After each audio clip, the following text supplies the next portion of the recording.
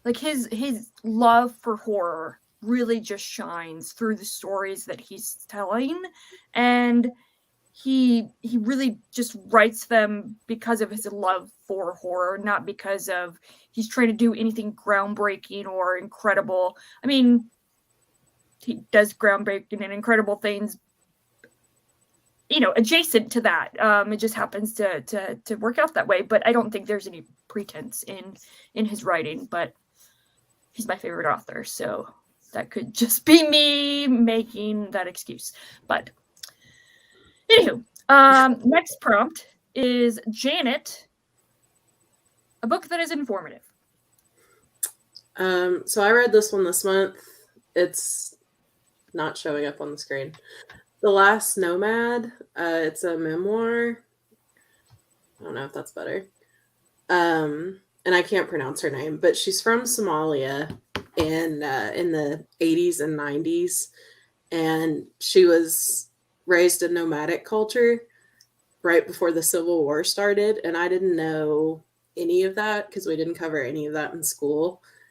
And I really enjoyed learning about the nomadic way of life and their culture and how they do things. It was really, really fascinating.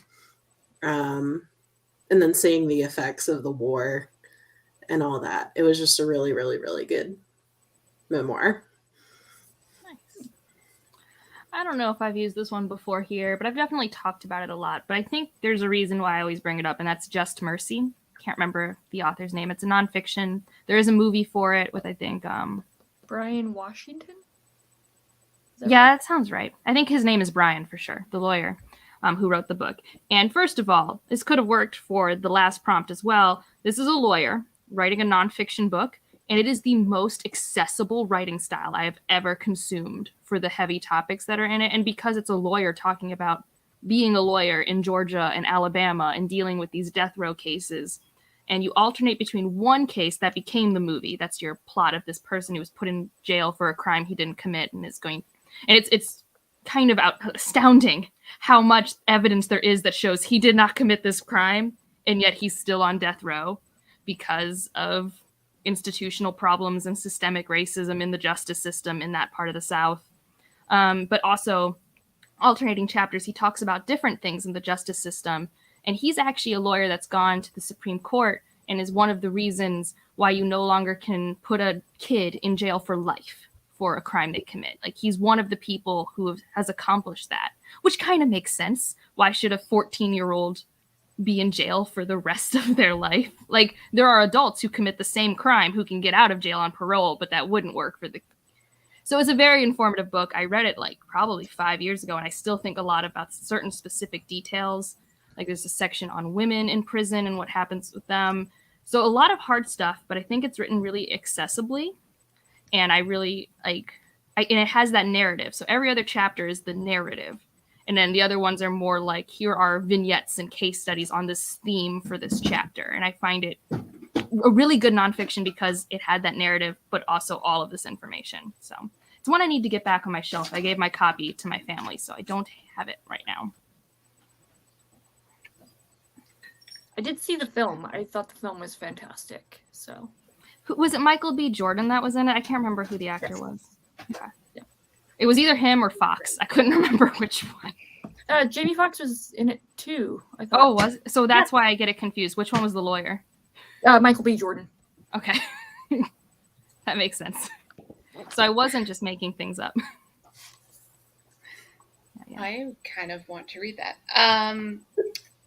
So mine is actually one that I haven't finished because it's one I'm doing on audio, and I just take forever to read audiobooks, but it's Cultish, The Language of Fanaticism by Amanda Montell.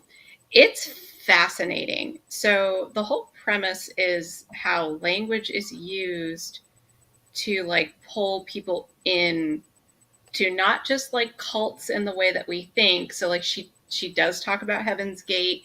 She does talk about some of those like ones that we all have heard of, but she also compares it to other things. Like she references Soul Cycle and CrossFit and how the atmosphere and the languages of those things draw people in, and they just kind of live that whole lifestyle and how language is used. And it's interesting because apparently the author actually has a parent who is someone who was in a cult and got out, and that's what inspired the book. And they talk about Scientology and all of it, and it's really, really interesting kind of looking at how these organizations, and it is primarily about actual cults, but she also references that some of these less harmful things use similar language and similar ways of getting people involved. It's really, really fascinating. It's just, I should probably finish it because it's just very intriguing. So.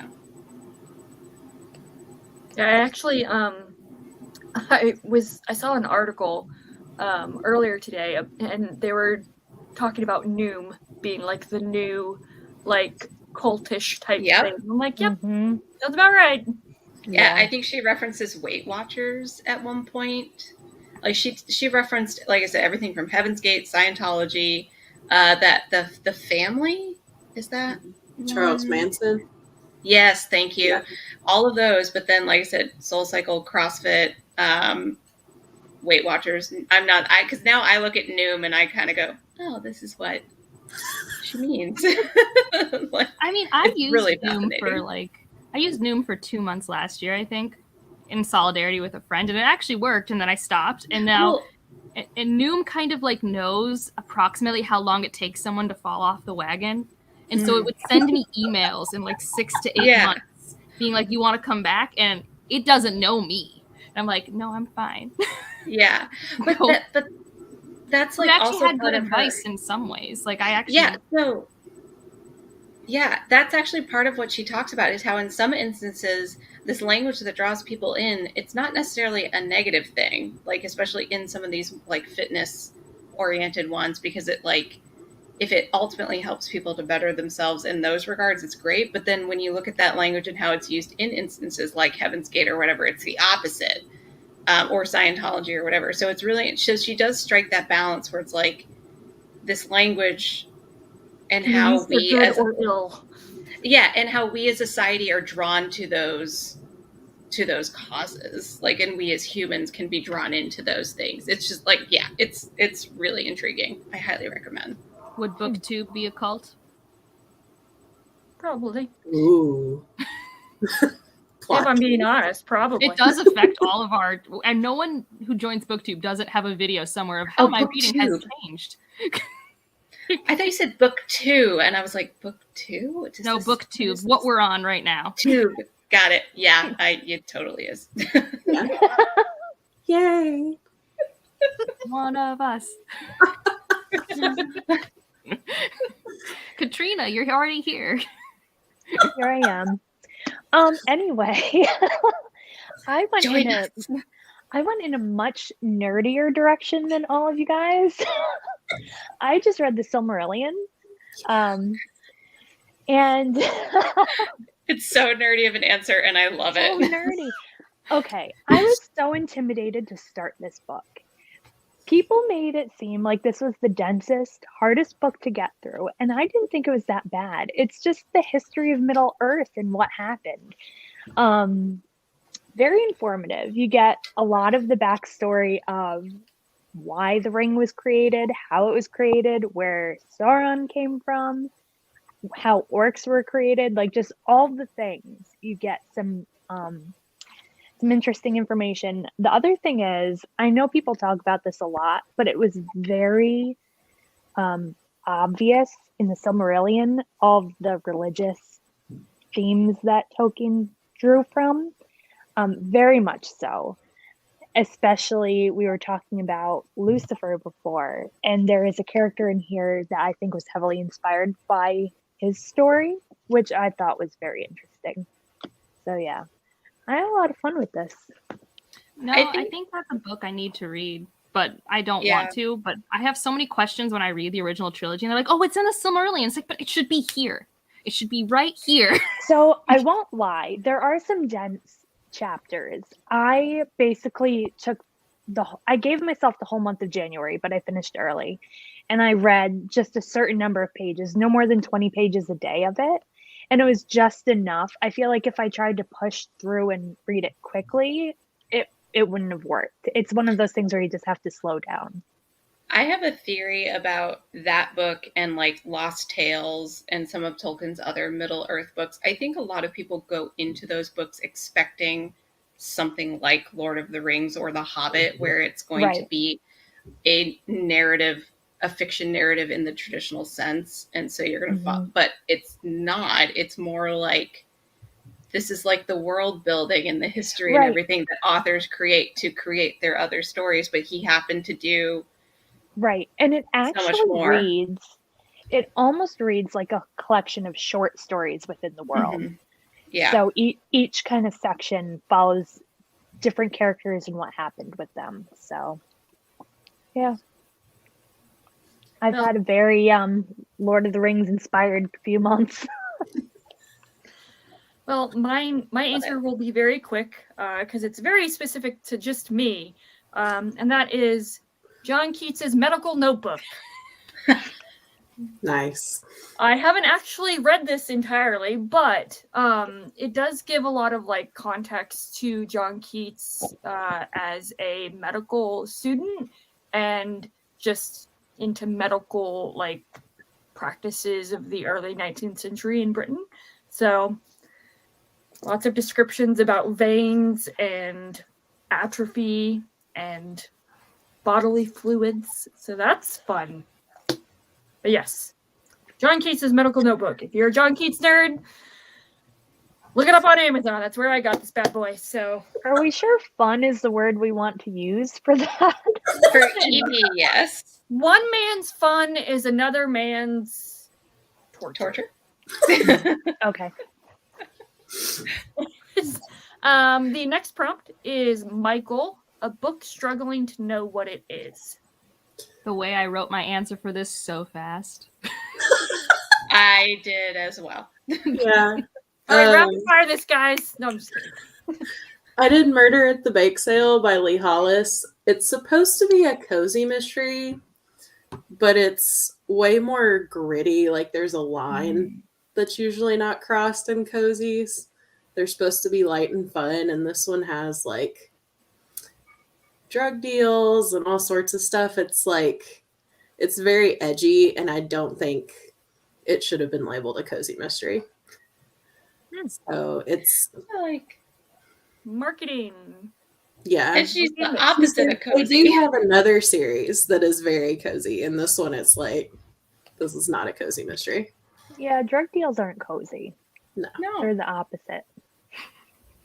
I don't know about you guys. You still didn't see like the graphic stuff, but just the topics were not cozy. Even though I know murder isn't cozy either, but that's like the theme. Right. So. Okay. Murder isn't cozy. I wonder if any of you guys could guess my answer, because I don't know if any of us were super close when I had read this book on BookTube. But Elantris. Elantris knows exactly what it is. Shush you. Gideon the Ninth. I agree with you. I didn't even think of that. Okay. First of all, it's marketed as a sci-fi, which it is not. I think the second book has more sci-fi tones, and technically there's some technology, sort of video game-esque stuff happening. But it's a fantasy with a tournament, but also a closed circle mystery, and it's gothic. And there's video game quest elements. And can you see how this book doesn't know what it is yet? Sounds very busy.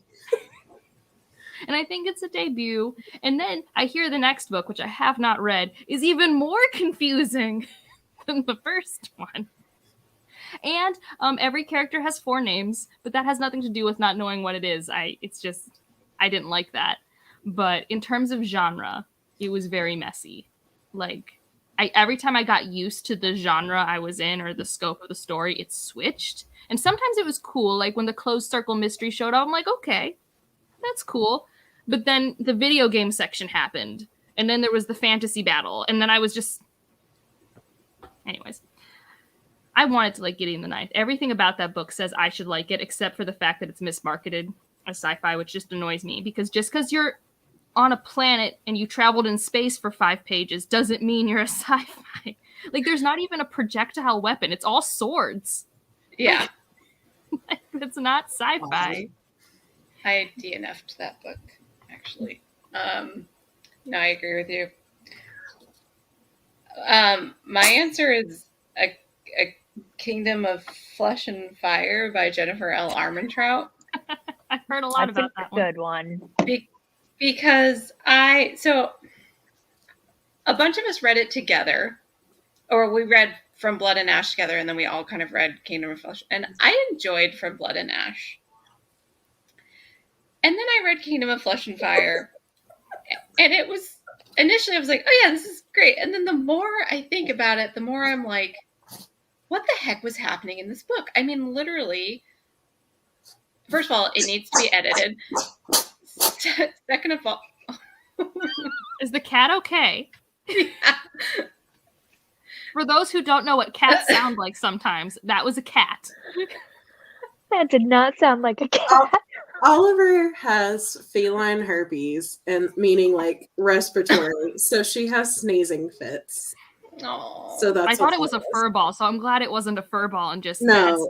It was just one sneeze after another. Anyway, I just think that she good. agrees with what I'm saying. Probably. So Kingdom of Flesh and Fire, I don't think it can decide if it wants to be a romance, a fantasy, nor can it seem to find the blend of the two successfully. And also, I don't even think it knows who its characters are, because half of the character development is done through one character, and even the plot development, one character just asking questions every 5 seconds. So many questions. Like, literally every line this character has when they speak is, well, what about this? But what about this? But what about this? But what about this? And I'm sorry. That's not good dialogue. So I just so that one. It's the longer I'm away from it, the more I'm like, why? Same. I won't lie. I put that series in my unhaul pile. Oh, I can't. I had pre-ordered the third one. It arrived and I read 2 pages and went, nope. And just, I will not, I'm done with that series. I've gotten rid of it. I will not continue because I was just like, I can't. I was going to read it because everyone kept comparing it to the campiness of Mass, and I'm like, it looks like she's even less edited. Oh no. I don't think it's edited at all. And if there's someone watching who likes that series, have at it. I am so glad, but I can't. A lot of people like it. It has a very high rating on Goodreads. It really does. It has an incredibly high rating. I think it's like 4.6 or something ridiculous. Oh, wow. But like the other thing, there are just too many books, though. I think. Well, now they're spinning them all off. Right. It's getting a little convoluted at this point. And it's already this thick. Mm-hmm. Yeah. And like, I was actually thinking about the other day, I was like, can I summarize what happens in Kingdom of Flesh and Fire? They go swimming. And they're swimming. That's all I got. I'm sorry. That's it. That's all I got. That's the one good scene too, is that swimming scene. That's the only thing. Oh, and there's a not so great moment in a carriage after a battle. Oh yeah, I didn't like that part. No, that seems so not okay. Well, also, this author seemed very lazy in naming conventions at time. Like, the one character of color I know is named Tawny, which is just like, did you talk to anyone about that? Like, there are an infinite number of bad fantasy names in the world that you could have chosen. Mm. Yep. Yeah. I don't know. When I hear stuff like that from like Marinez, I'm just like, huh, this book really, it's doing stuff. Yeah. So my choice for this is The Thunder Heist by Jed Hearn. And it was a fun read. It's the concept of the world is what drew me in. basically something happens and the earth, it's not earth, but the land is uninhabitable. So everyone lives on city ships on this body of water. And there are thousands of ships tied together, creating cities on this body of water. And it's a heist story. And I was like, okay, that sounds awesome. There's a female pirate. I was like, all right, let's do this. But I think it tried to take too many elements and mush them together.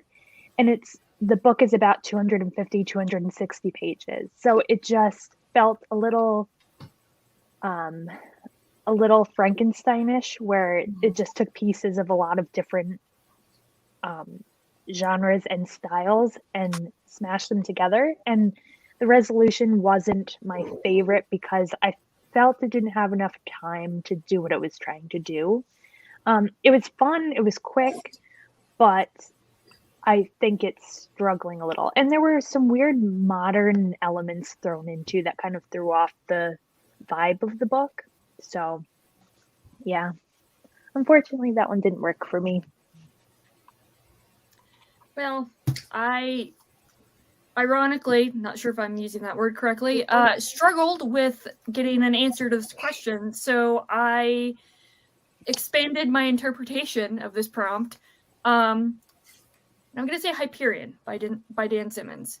Not that it doesn't know what it is, but just that it is a novel that is made up of essentially short stories with an overarching narrative. And that can really just rub some people the wrong way, but it worked for me. So there's like a detective story, an erotic story. It's not even good erotica though. It's very male gazy. It's like a dude thinking what erotica is, and it's not great. But in hindsight, it kind of makes sense. Like, the more that I think about it after the fact, I'm like, I have so many issues with that story. How genius was that? So he used an Adam and Eve thing, but purposefully made like a Muslim character that wouldn't have a relation. There's a lot in that short story specifically that is, not ideal. On that book, but yes. So that's my answer for that one, because I think that's a good one. Because I think that was actually one of Ryan's struggles. Is like I can't connect to anything. There's just like all these different stories, and Has he started Fall of Hyperion yet? Or no? Yeah, he's, I want to say 150 pages in. He only reads before bed, and it's only like 10 pages a night, so he'll get done eventually. He'll probably still get finished with it before we pick it up. Yeah. So. All right. Next prompt. FRO YO, a book you thought you'd like but ended up just being okay. Which, by the way, I love frozen yogurt, so I do against this statement. It has to do with the show. Remember? No, I know. But I agree that frozen yogurt can be good, but I will say, if I had to choose between frozen yogurt cookies and cream and ice cream cookies and cream, I almost always choose ice cream cookies and cream. Yeah. Sure. Just letting you know. So, I picked Pride by E.B. Savoy. It's a Pride and Prejudice retelling, and I had really high hopes for it. And it was just okay. And part of that is I don't really jive with her writing style. It just doesn't click with me, but it wasn't what I was hoping it would be. Not bad, just okay. Yeah, I had low expectations for that anyways, because I don't read a lot of YA, and that's YA, so. I read it when I was reading a good amount of YA, and it was a little disappointing. So. Mine's Malice by John Gwen. I mean, fair. No, seriously, I just recently finished the series, and in comparative, that is the weakest book in the series. No, I think it's fair. This is not a dig to self-published authors. I've read many self-published books that I love, but this read like a self-published book that couldn't afford an editor. But this had Orbit. Like, this had an editor. but I think they just chose not to edit it. I was so confused. It felt so rough.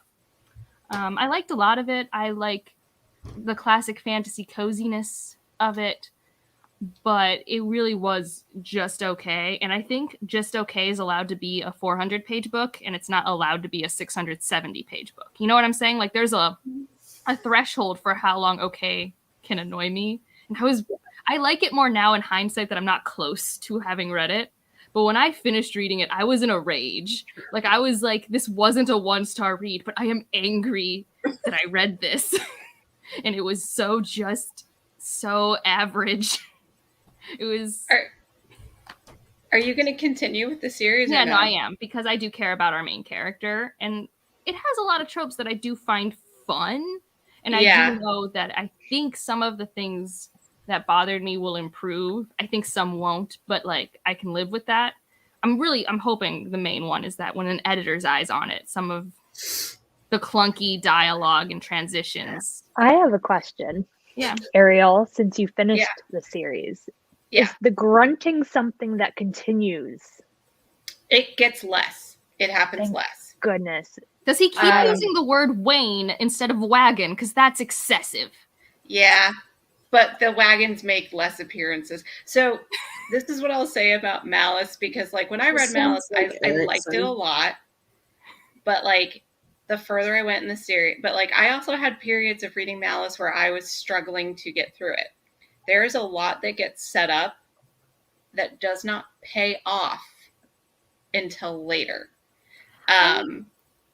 And so I'm not saying that that makes it excusable that it is as long and meandering as it is, but I will say about halfway through Valor was when, to me, it really got good, and Ruin is my favorite. No, I mean, my biggest issue, I think, was how similar all the characters were.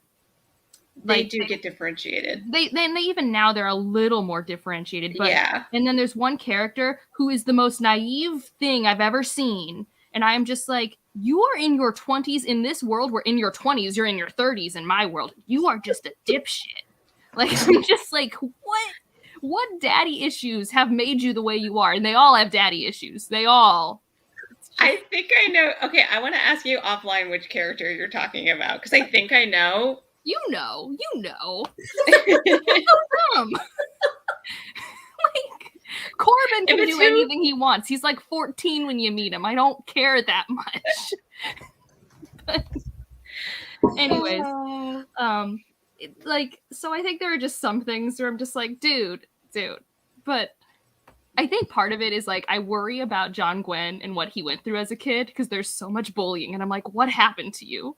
Because it's so here. I'm just like, I feel so bad for you as a person. So much of that has connotations later. Like it informs how characters react to things. Yeah, later. I think it's just boring to have them all have very similar circumstances and injustices. Yeah. Like, look at Robin Hobb in the 90s. There are so many ways to torture characters. There are infinite numbers.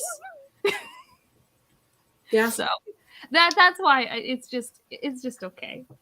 I want to see how it, like, if you continue, because like I'll be interested to see if you read Valor and if you still like. I want to know. Valor like, also is a 3.5 star. It would really depend on how interested I am, because they're so freaking long. Yeah, like, they're not long to read, but like I could read other things. So yeah. What book are you on, Katrina, in that series? I DNF'd Malice about halfway through. What? I will eventually pick it back up because Ariel loves the series so much. My other friend Angela got a little. So I made a comment out of frustration with the book about how Robert Jordan's writing in Eye of the World was better for me than in Malice because of all the grunting that was happening. That really aggravated me. And Angela, my other friend Angela, said that I had to try Malice again. And when I finished, I had to publicly announce that I was wrong and apologize to her. So I will be picking it back up one day. If it helps, I don't remember the grunting, but I didn't fixate on it, so that was a lucky. It gets less, Katrina. I promise you, it gets less. Well, because it's spelled. That it's gonna be. It's spelled H-U-H. Huh. Huh. And I'm like, what? Why are you making this sound every other page? See, whenever I read that, I thought they were going, huh. No. Well, it's essentially their version of going like, okay, like, eh. Yeah, I thought it was just like, huh. Like, Yeah. But like, they say, huh, they grunted or something like that. And I'm like, yeah. Yeah, no. Again, the clunky writing style wasn't amazing. Yeah. I mean, it is his first book. I will say that, but yeah. Yeah, Anyways. well, Jemison's first book was, Wait, and not everyone can be Jemison. It came out the same year. It came out the same year as Malice. It doesn't matter. I'm just saying, you know who talks about the Dream Blood duology? Nobody. You know who talks about John Gwen's series? Everybody. Not really, but a lot of people. I think this is where my anger happens. What I'm hearing, Angela, is that we will lead an army to talk about the superiority of the Dream Blood duology in comparison. They're completely comparable, obviously. Anyway, sorry, everyone. I will Valor. Also, I'm so sorry that I spelled Valor wrong, but it's how it's spelled in the U.S. We don't have the U. Yeah. So my answer is gonna be my heart. I haven't read I know. it. I have literally no opinions. It's okay. I haven't read it either, so I'll be okay. So here's my thing. I didn't dislike it. I just thought I was going to love it more because I started reading it and I remember messaging Katrina and being super excited because I was just like, oh my God, this is so funny. I'm like loving this. And I thought it was going to be a 5-star book. And then I got just beyond 20, somewhere between 25% and 50%, and got really bored. And a lot of the humor fell off for me. And it was a struggle for me to finish. And then it did redeem itself. Like a bunch of the events at the end brought back some of the feeling I was getting at the beginning, but it did end up being a 3-star. That being said, I'm going to continue with the series. I have book 2. Zara gave it to me for Christmas. So I still have hope because the fact that I actually finished a Terry Pratchett book when the first Terry Pratchett book I ever tried to read was Color of Magic and hated it, which I've been told is the worst one to start with, but I did not know this because booktube didn't exist when I was trying to read it. There's a section in that book that says don't read this. Not in the copy that I had. Okay, well, the copy I bought a couple years ago, it's in there. He's like, I don't know why this is going to print again. This book sucks. I think I was just trying to read it chronologically because I thought that's what you did with Discworld books, but I don't think that's actually what you're supposed to do, like in terms of publication. Most series, you do. It's confusing if you're not in the know. One I like in Discworld that no one talks about, Going Postal. If you've ever been mad at a cable company, I think Going Postal is great. I haven't read that one yet. No one talks about it, but it was the first one someone ever gave to me, and I love it. Well, like I said, this wasn't a bad thing. It was just I thought it was going to be a 5-star, and we ended up at a 3-star. It's okay. I'll remember this, Ariel. It's fine. It's okay. This is payback for your feelings on John Gwen. I know. It was like immediate retribution. Like, all right. My answer for this is The Long Way to a Small Angry Planet. Oh, we're just slowly killing Stephanie. I agree. Did you read that for Alan's Discord read along? Yes, I did. No one wound up actually reading it. Right. I'm one of the handful of people that actually finished it. It was fine. It was okay. There was one character that was infinitely more interesting to me than any of the other ones. I wasn't the biggest fan of the romances in here. And there was a part I don't know, like 3/4 of the way through where it picked up, and I was like, yes, this is what I wanted the whole time. And then the pacing slowed back down again. So it's like, okay, I am going to continue with the series because I'm hoping. But yeah, this one was just, like, it was okay. I think I rated it 3 or 3.5 stars. It was good. It just, someone pitched this to me as the TV show Friends set in space. No. How do you come back from that? You can't. You can't. This Not did not nearly live up funny to that. enough for that. No. Exactly. So I was picturing this like heartwarming, funny, tight-knit friend group, like What they meant to say is it's having an adventures. episodic story, and that's exactly what it is. It's incredibly episodic. But you could say that about any sitcom, really. Mhm. Yes. So my expectations were a little too high going into this, which I blame. So I also think it's too long. I think if that book was 350 pages or 300 pages instead of 450, it would accomplish its project better. But that's my taste. If you're going to do slice of life, I just can't do it for almost 500 pages. Right. And there were some great character interactions. The dialogue wasn't bad or anything. It was just a little repetitive after a while. There was a lot of the same happening. So I agree. I read that before BookTube. Like, I read that April of 2019. And I was like, okay. And I moved on and I've never picked up anything else. I read Becky Chamber novellas and I liked that one more because I think she's better with a page count that is. Okay. Well, that's good to know. Is that To Be Taught a Fortunate? Yeah, I haven't read her other one yet. Yeah. I'm saving that for my midlife crisis in 2 months. That one's a lot more solid, I think. It's about having a midlife crisis and not knowing your purpose. And do you need a purpose? That sounds like what I'm going to need after I defend. This was Okay, very fair. on brand for you since you chose Tahani. Yeah. All right, Okay. Evie. Yep. So, I see it. Uh-oh. Yes. Hercules. Oh, no. I don't Alan know what you're cannot watch this thinking. section. Alan cannot What? watch I this. saw the corner. Okay. I didn't well, see it. I didn't see it. Similar to Ariel, it's not that this is a bad book. It's just that based on the previous 3 books, I loved them wholeheartedly. They just keep getting better and better with each book. And then I read the phone call. You need to tag Alan in this video. No, Yeah. you'll hate us. Oh.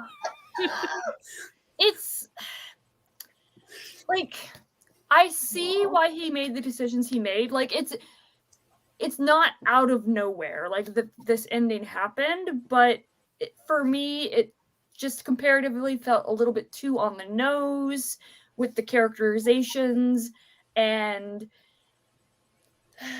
like it's a fantasy book that's not a fantasy book. Like, Josiah Bancroft said he doesn't really read fantasy at all. So this doesn't fit the normal, like, expected, plot points or beats that you would expect.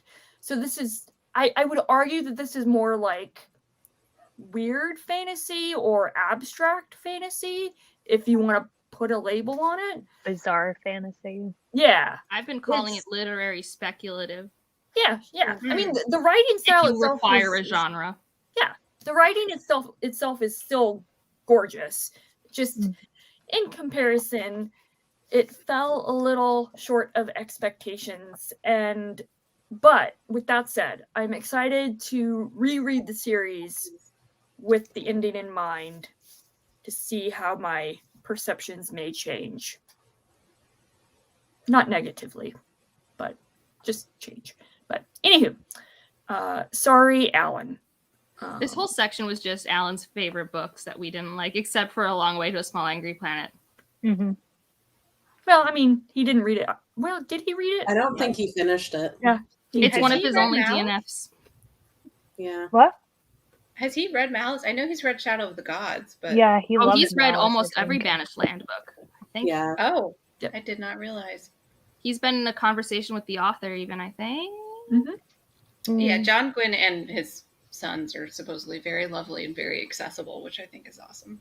All right, last prompt. Shawn, a book you would assign as torture. Okay. Oh God. I tried to pick one that I haven't said before, and I picked The Wicked King by Holly Black. I agree. With or without reading the first book? Like, what are you? I read The Cruel Prince twice. Once when I was just getting into fantasy and YA, and I loved it. Then the second time I liked it, so I was like, I'll continue. And I was so pissed at the characters the entire time of The Wicked King, I threw my book. You didn't read the third one, right? No. Okay, good. No, I'm not. But I was so mad. And the whole time I'm like, you people are so dumb. I hated it. You know what's funny? I was going through my spreadsheet earlier, and I finally decided to mark that series as a DNF for me today.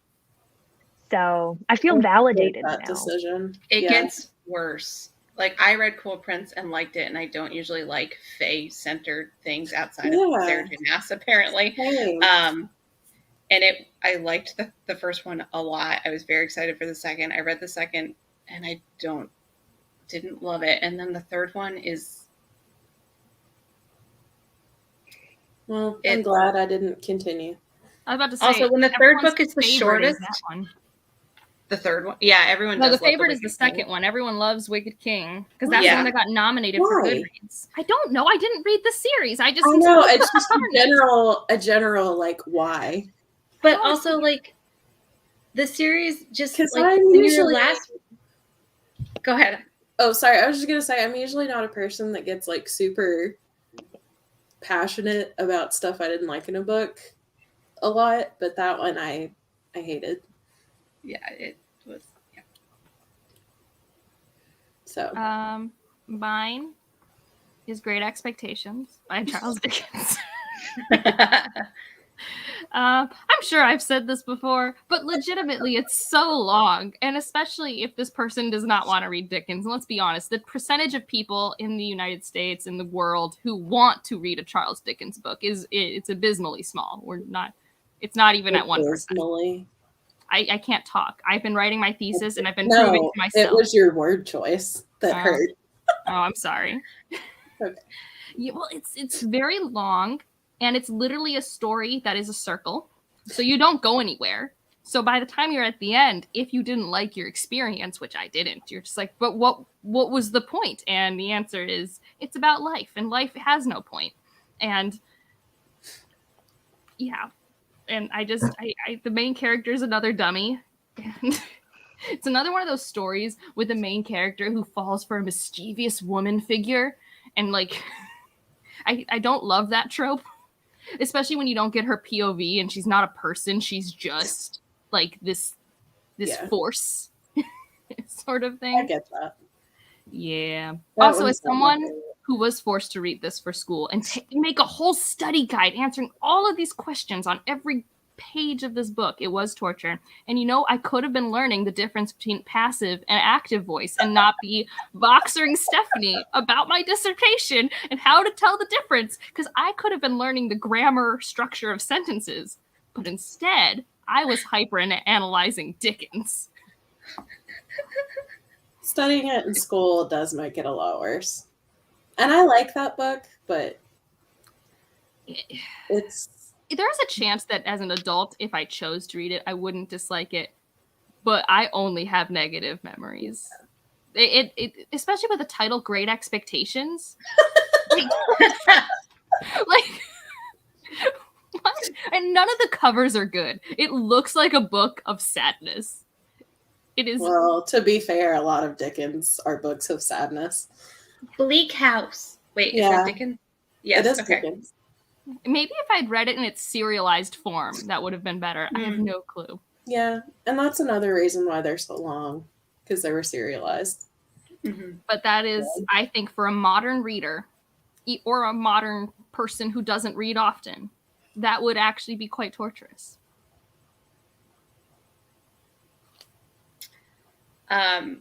I have 3 books in my life that I assign as torture, so I'm just going to say them super quick, and it's a similar circumstance where each one of them are ones that I had to read in school, and they are Huckleberry Finn by Mark Twain, Grapes of Wrath by John Steinbeck, and As I Lay Dying by William Faulkner. Also agree.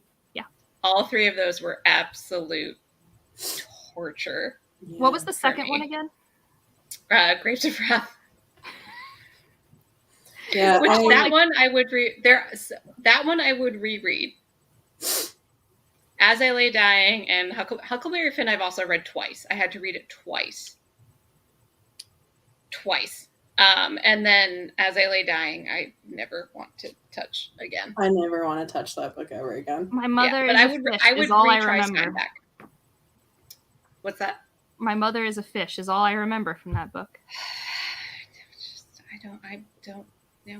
This was again in my American Lit class where we could have been reading Toni Morrison. Right. But instead, no. We read this. Faulkner. Yeah. And of course, another Shakespeare play. Because no matter if you're taking American Lit, Brit Lit, or Normal Lit, you have to have a Shakespeare play. I don't dislike Shakespeare. I actually really like it. I just didn't understand why we needed a Shakespeare play. But why is he in your American Lit class? It's very odd. Yeah, those are my 3 books that were torture. 1 may not remain. 2 will definitely remain there. So my choice, there are many books that have bored me. There's only one book that I can remember actually making me angry. And I did DNF this. And it is Bone Ships. Oh, okay. I don't have words for how angry this book made me. And I know that lots of people love this, and that is great. I'm happy that they love this book. I do not understand why, but it's okay. The writing style, the setting, the word choices, the characters, just nothing worked for me, and I ended up having to DNF this. The existence of this book bothered me. It just hurt. Sometimes I'll go outside and I'll look up at the sun and I'll say, an author decided to call this the eye and say that people got eye burned. And that still makes me angry. Like, wait. But also, what was the word for chicken? Oh, I don't know. But there was like... Okay, but that was like... Because I remember Katrina when she decided to DNF this, and it was you and... Me, Ina, Angela.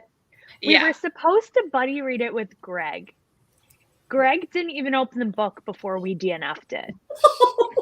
And I was going to read shortly after they had done this, and then they told me all this, and I went, unhaul.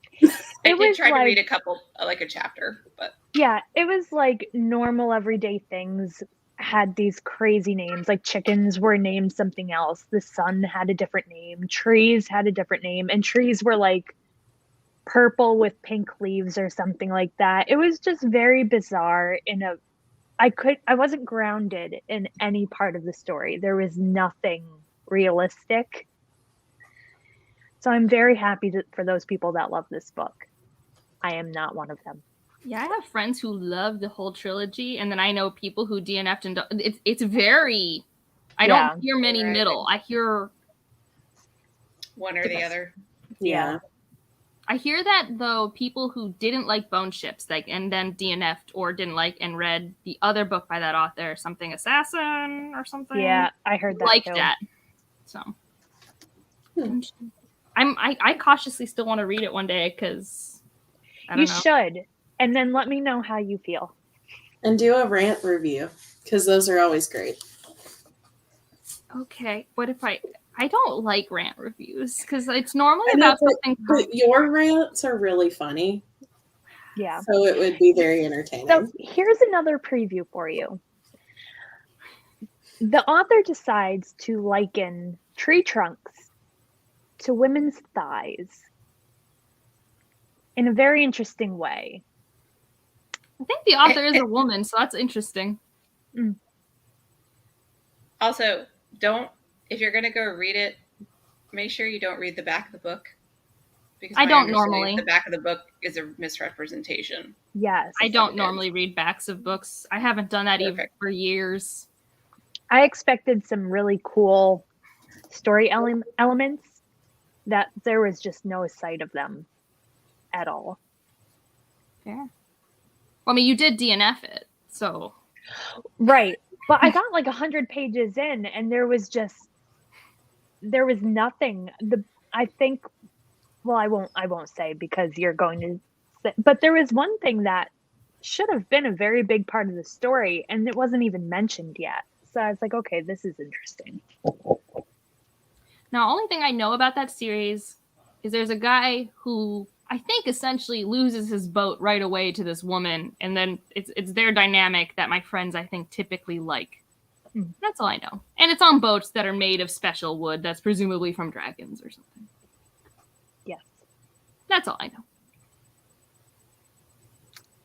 Cool. I have nothing to add to that conversation. But so let's just segue to my pick. Oh dear God. First book that I finished this year. And it is short. It is short. Why are we laughing? What happened? Yeah, what? We were here when she was reading it. We were doing a reading sprint for my Patreon, and we were like, why are you still reading this? And we got to Evie continue. Yeah. It's give them your review. Give them Your review was the best part. To summarize, trees died for this piece of crap. It's what started off as, and I think I actually put this in my review, what started off as initial charm of like poetic like prose and stuff like that quickly turned to infuriating, insufferable, pretentious bullshit. Like, there is such a thing as too much flowery prose. I now understand why people don't like purple prose. And I'm like, what's wrong with purple prose? The purple prose that I've read has been fine. This is bullshit. This is... That wasn't even the part that sounded bad, though. There was like that representation with the minority character. Oh, yeah. There is a single black character, and I don't care about spoiling it. I'll do it now. The whole point of his character is that he is the devil. And guess what happens? He gets lynched at the end by the community. And then there's also a little person character who, does he have any characterization other than being a little person? No. Wow. Everyone seems to have a philosophical thing that they want to say, even when they're 12-year-old boys. Like, literally, everyone talks the same. Every chapter is the same thing. It's a scene, philosophizing, and then go to the next scene. And it's... I hate this book so much. God, I hate this book so much. And I have to read Betty by the same author. You don't have to do You don't have to. Listen, I feel like I have to, or at least give it a try. Give it a try. I did read like the first couple of pages, and I'm like, I'm gonna hate it. If you read Betty before you read A Memory Called Empire, I'm gonna be annoyed. I know. I'm going to be annoyed. Well, I mean, Betty's not on my 12 books to read this year, so it has a lower chance of being read this year. So, wait, but you've already read a few pages and determined that you're going to hate it. So why are we reading it? Because I bought it and I feel like I have to read it. At least give it a more than a couple of pages. Torture yourself is what we've learned from this question. Masochistic reader. Is that the right word? Yeah. No, we did a nice deep dive into the Goodreads reviews for that book as well, and there were some gems. There were. There were also a lot of people who thought it was deep and refined and gave it 5 stars, but we looked at the 1-star reviews. Yeah. Guys, this tag was a little vicious. It was. Okay. But that's because if you look at the prompts... it's very hard to answer them positively. I had, let's see, 1, 2, 3, 4, 5. 5 of the first 5 were positive for me. It's just the last 3 that were rough. Mm-hmm. But the last 3 kind of went for the jugular, I feel like, with what they asked. Right. Yeah, But still, even the first question, we're talking about a favorite, but we're talking about its problems. It's true. Well, you know. This is fun, though. Just That like was fun. The Good I mean, no Place. one's going to make it to the good stuff. By this point, there's like 2 people Right. left. But Right. So, thank you, ladies, for joining. If you haven't seen The Good Place, watch it at least up to, I think the episode is called Janet. Like, literally, it's just called Janet. The single-handedly, in my opinion, the best episode of television ever.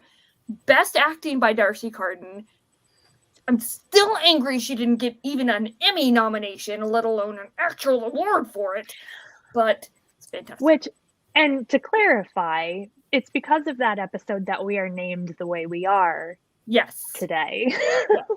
So it's also just Not a a girl. fantastic series. Like, It really is. it's so good. and each season's like 10 episodes. It's not even one of those long things. Yeah, exactly. And there are arcs within each season, but an overarching, like, it's just one of those series that is so satisfying. I Hear that, rewatched Stephanie? it recently and bawled like a baby, even though I knew what was coming. I'm Yeah, going to that's what- rewatch it. Season then- finales don't always hit me, and that one. I Well, I remember haven't watching it watched with the Ryan last and being like, season. "Oh no! I know what's going to happen over the next 3 episodes. Oh no!" I was so distraught. Also, although it's, not reflective in most of our names except for Katrina's, at least watch it for Hot CHIDI, because hot damn. CHIDI is worth it, and you aren't going to know he's hot for a while, but damn. No, Yeah. you're gonna know he's hot from day one, because he's a nerd and he's a philosopher and he's smart, and that is hot, dude. Come on. Okay, I'm talking Is from a he very the shallow one that was perspective. in the GIF you sent earlier? Yes. Yeah. Yes, but here's the thing. For a long time, you know he's attractive because of his mind, sure. But there comes a point when you realize, but he has biceps? Like, And, Yeah. and the characters within the show realize that it's like, ooh, buff CHIDI. I mean, we shouldn't objectify people as a rule, but the show did it for me, so... He's also in the show like the sweetest thing ever. Like, But it also sounds like they put forward the personality and the brain and everything first, and then bring in the Oh, yeah. objectification. Oh yeah, for sure. it's a slow So- burn. No, I mean, I love all these characters, even Jason, although Jason's a lot. Who's Jason? Jason Jason is a fan of, what's the football team? The Jaguars. Portals! Props for this. But he's great. He loves I chose poorly, it sounds like. No, Jason is fantastic. Don't let No. Angela steer you wrong. He's He's a He cinnamon is not roll. Ariel's personality. he is sweet and he is pure and He's a little naive. he's naive A and he's little? led astray, but his intentions and heart is in the good place. No pun intended. Okay. Literally. Anywho, thank you again, ladies, for joining. Thank you for watching this 2-hour-long video. Oh my God. Is this the longest? Thing. Maybe I will go back and I'll get timestamps or something if you wanted to skip on through, but don't hold me to that because that's I future. mean, at this point, they've already made it here. They either used or didn't use the timestamps That's that either true. do or don't exist. Screw it. You guys can deal with this however you want to. Just scroll through, watch on 3 times speed, and get it done with. Anywho, it's very late. I'm very tired, and thank you. So we'll come by with another book tag at some point. Who knows when that will be? Hopefully next month. But thank you again. Link to the playlist will be down below if you want to watch the other book tags as well. And again, links to everybody's channel and everybody's Instagram, respectively, will also be down below. So definitely check them out, subscribe, follow, all that good stuff. And have a good night.